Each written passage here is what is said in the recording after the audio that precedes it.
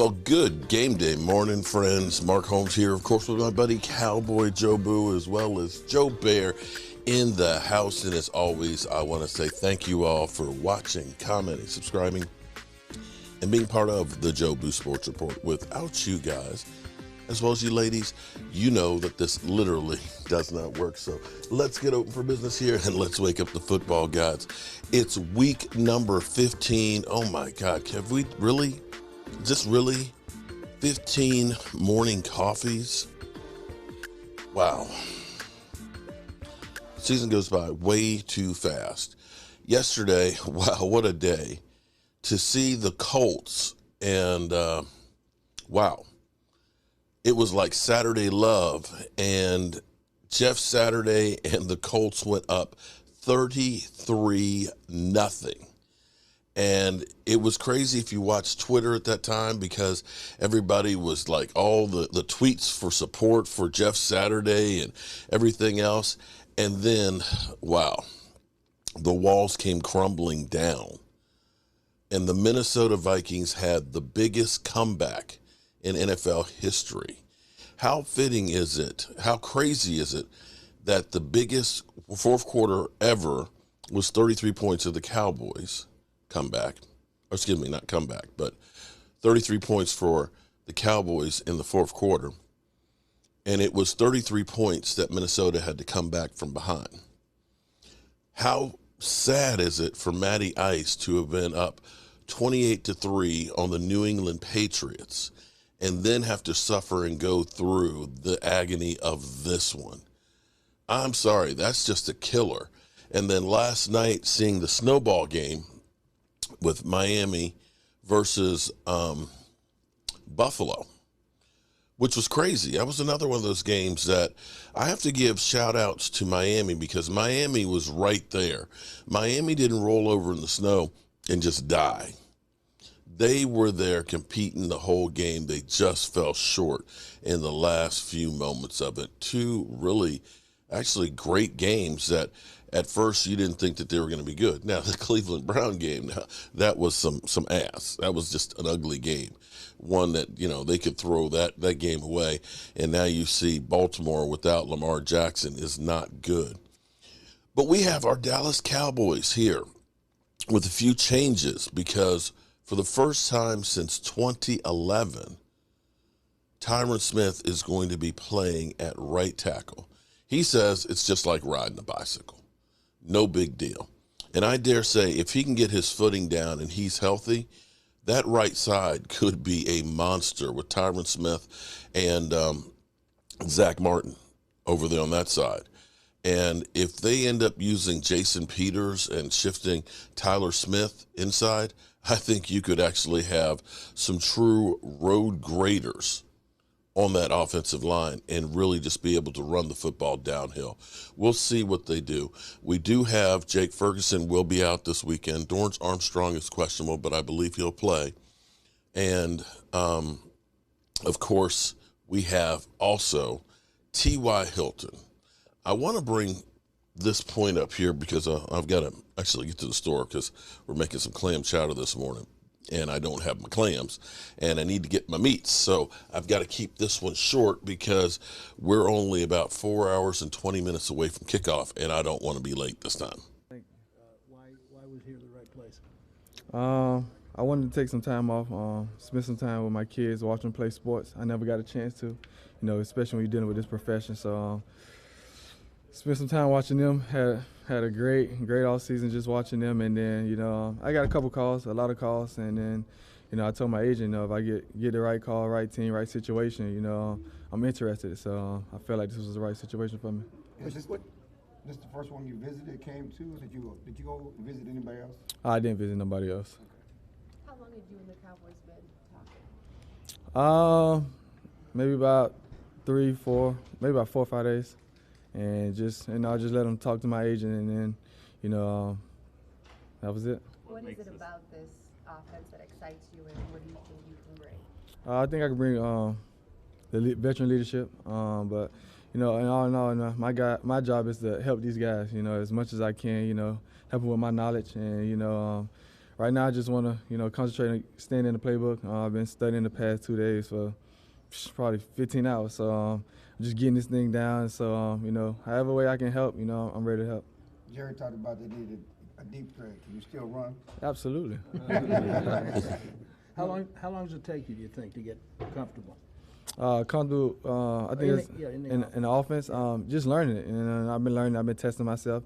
Coach has been testing me. I've been here for probably 10 hours a day for the past 2 days. So I've been here longer with the coaches. So I'm just continuing to grind, continue to learn that. Once I learn that, get my legs up under me, everything should become easy after that. Health-wise, are you pretty fresh after Oh, I'm definitely fresh.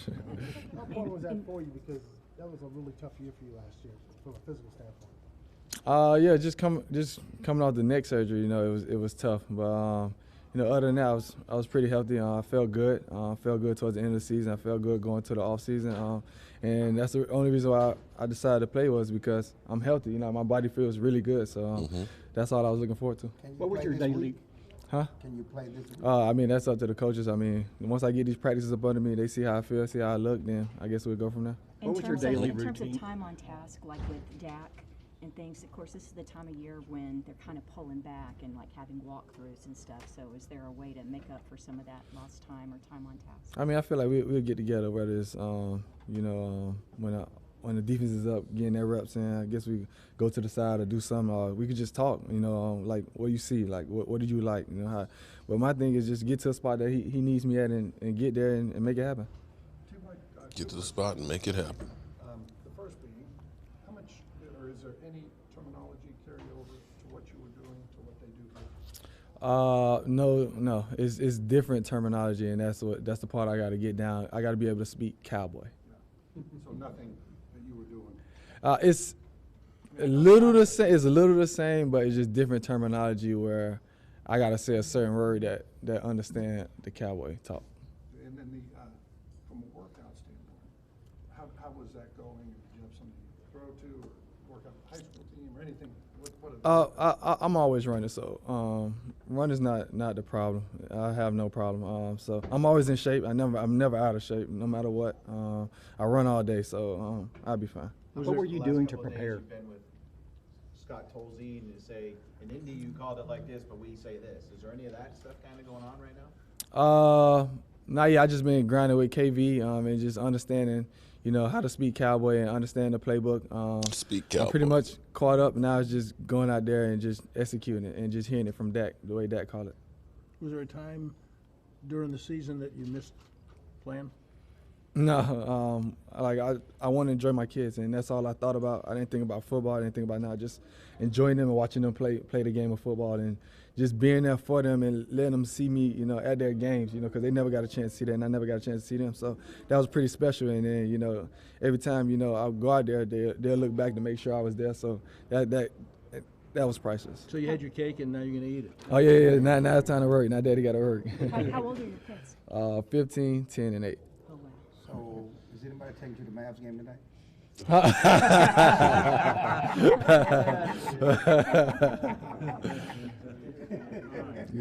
What was your weekly, to be open to coming back, what were you kind of doing on a daily basis physically, just to kind of be in shape in case it worked out this year? I'll just continue to grind, just continue doing what I've always been doing every off season. Some days I take off just to let my body heal a little bit and then go back and grind, because the way I grind, nobody grinds like me. So it was good for me to have that rest and just enjoy it. So you still kept a routine. You'll get up Oh, in yeah, the morning or whatever and do your normal. I say that I wouldn't get up how I normally get up. So, but when I woke up, I knew it was time to go. How much did you follow the OBJ pursuit? And obviously, y'all started talking last week when things kind of fell apart there. And how much did that play a role in you being here? Oh, ain't play a role at all. If he can help his team, get him. My job here is to just help the guys that's here. If he comes, he brings that star attraction. So me, man, I'm here. So I don't follow none of that stuff.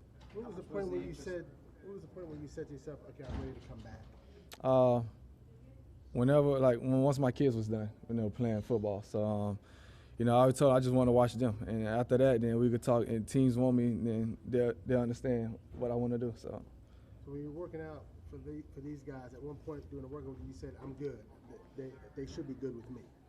Oh no, they said that. I said, "Oh, you stopping me now? I'm just getting going." Oh no, we seen enough, so I'm good. How much was 10-3 and where they are in the season and where they could be in the NFC played a part in you wanting to be here? Big role. I mean, you want to go to a situation where you feel it's good, feel like you can win. So feel like they got all the pieces, and me just plug me in and try to help them get over that hump. What do you do best? Make plays. Make plays. What do I do best? Make plays. Now, so here's an interesting thing. As soon as they ended up signing T.Y. Hilton, Jerry Jones ended up calling Odell Beckham Jr., I guess to kind of say, well, we signed T.Y., but this has nothing to do with us. We still want you to be here with the Cowboys because we believe in you, Odell. So that's where we are with the whole situation. And from what we've been told, shout out to my man DMV, who his sources in Dallas have said that it's pretty much a done deal and will happen early next week that Odell Beckham Jr. will be coming into the fold. Now, the reason that you kind of like this now, even though he may not be ready to play, is if what we've heard where it's basically a trial offer. He's not getting one from Buffalo right now. He's not getting one from the Giants. He probably doesn't want to play with the Giants. But it's better for him to be coming in with the Cowboys, working out with their staff and evaluating him. And then if they look and they feel that he will be able to recover and be that guy, then you're knowing before you go into free agency, into the draft, that we've got receiver scratched off the list. And as long as you don't have to sign that big contract now, if this is just we're putting a down payment on it, but we can walk away, then I don't see where there's a problem. All right, good people, I hope you tune in. 1 o'clock, we will be here, of course. We'll be, of course, checking in on the Eagles and Philly 500 with our exclusive Philly 500 cam and seeing how they do against the Bears. You know how we roll. We'll see you there. Peace. Our folks here, and as always, I want to thank you all for watching, commenting, subscribing, and being part of the Joe Sports Report.